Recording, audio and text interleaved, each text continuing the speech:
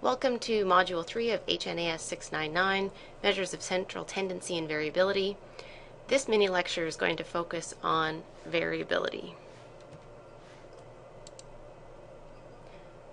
So variability has a variety of different measurements that can be used in terms of summary statistics. This includes the range, the interquartile range, the standard deviation, and the variance. I'm going to focus on the standard deviation and the variance in this mini-lecture. And they are based on summarizing how far individual data points tend to be from the mean. And we're going to go over this in terms of an example. So suppose that 2 new short-acting anesthetics have been tested for the duration of anesthesia in minutes, and each of these was applied to 5 patients in this sample design.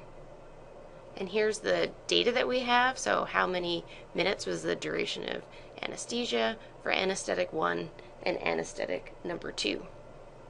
Now if we look at the summary statistics in terms of central tendency, so the mean, median, and the mode, they actually perform very similarly, with the means being 21.3 minutes for both. The medians are also the same at 20.5 minutes, and the mode, the most common occurrence of the data, are also both 20.5 minutes. So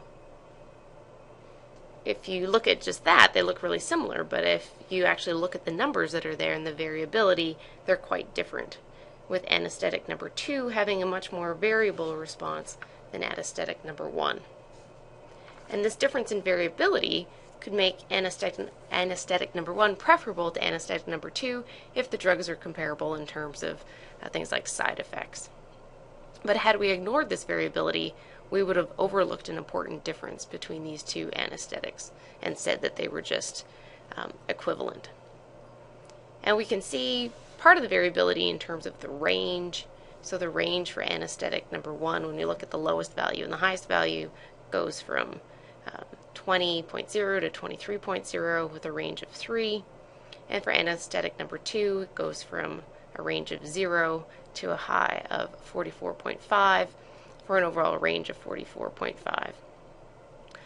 But the use of range isn't necessarily all that useful because it only is based on the extreme 2 values. And so standard deviation and variance are preferred since they represent a summary of how far the data points tend to be from the mean.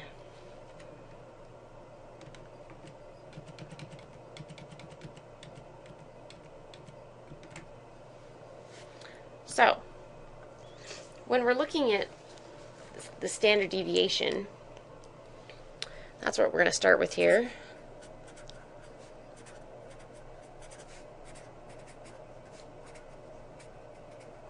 If we look at a distribution of data, a symmetrical distribution, we know that we would have the mean somewhere in the middle, and what the standard deviation represents is this inflection point. So see where it's coming down, down, down, down, down, and then it starts going out in that direction. So this would be 1 standard deviation. And this is a topic that's going to come back later on. So 1 standard deviation is where that inflection point occurs. And the formula for a standard deviation, first we'll start with the formula for a population. So sigma is the symbol. And one formula we can use is based on the deviation scores. So it's going to be the sum for each of the data points and how far they are from our population level mean. Up here this is a sample mean. This would be our population mean. We square that and then we divide by the number of samples that we have, or the number of individuals in our population. Okay, so this is for a population. That's our population level standard deviation. When we look at it for a sample,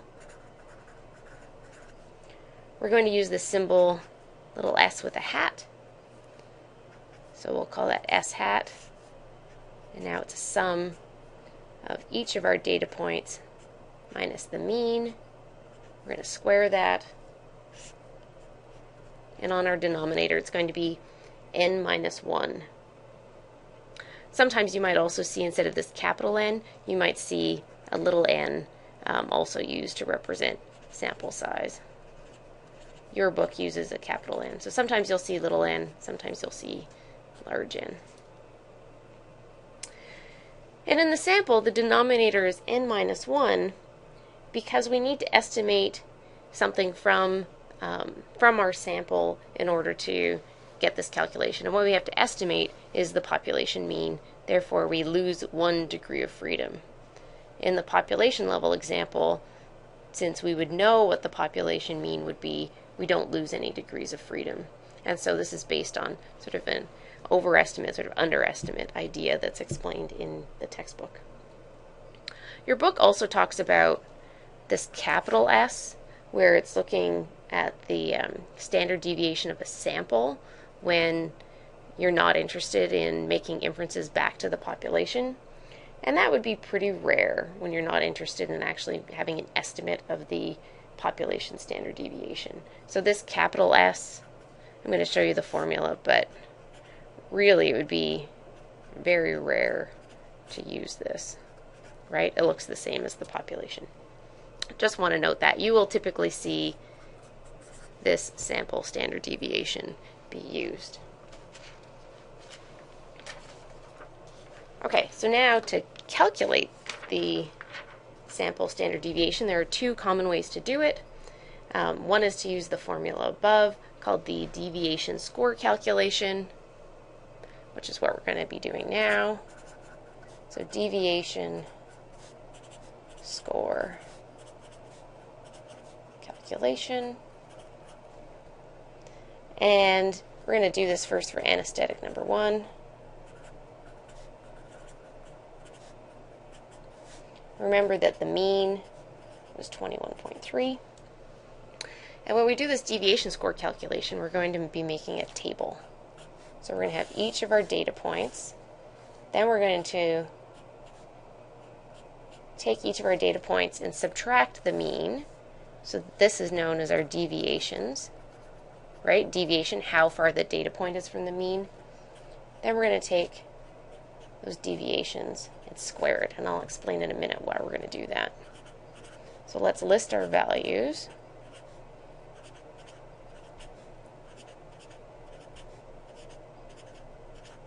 Okay, there are different values, and then our deviations are just each of those values minus the population mean. And this, you have to keep the negative signs in here. That's very important. All right, so now we'd have 20.5 minus 21.3 equals minus 0.8.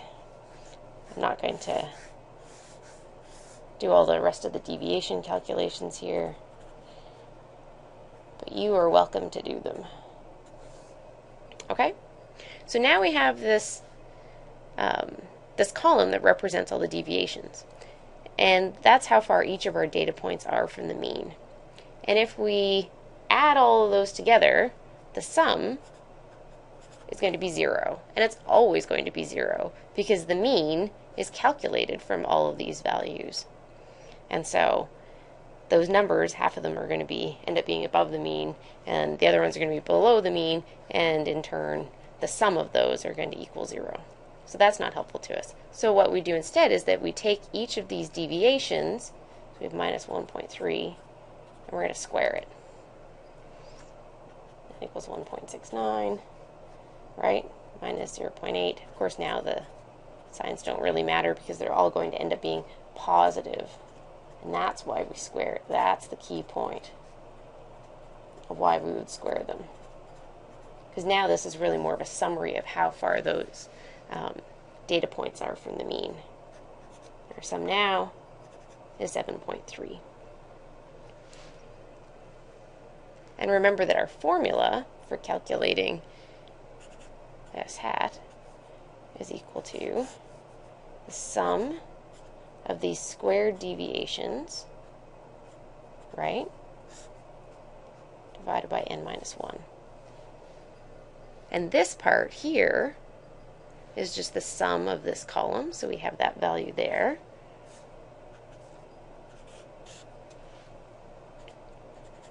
And at the bottom, this is the number of data points we have minus 1, so that's 5 minus 1.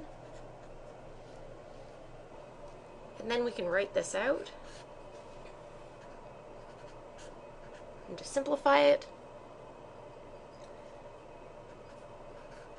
the area under the square root sign becomes 125.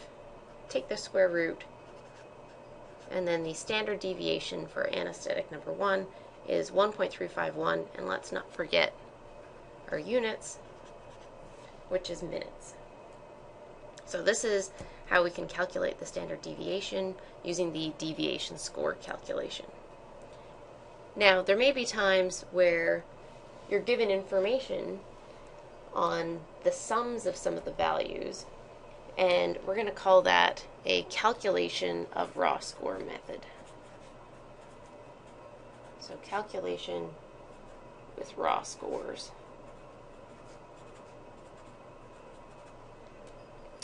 And the formula for this, for estimating the population level standard deviation, is, like I said, a little bit different.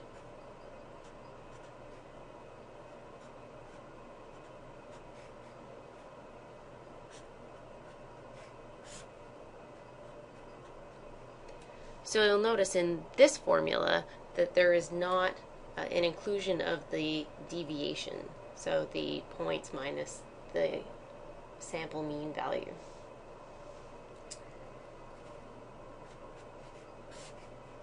So just to remember what our values are here.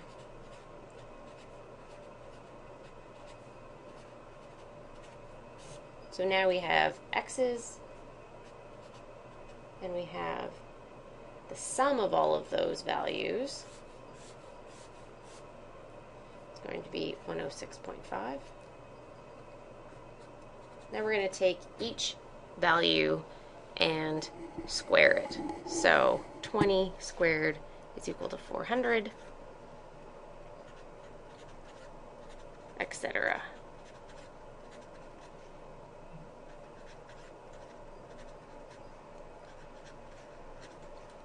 And we're also going to sum the x squareds, and that's 2,275.75.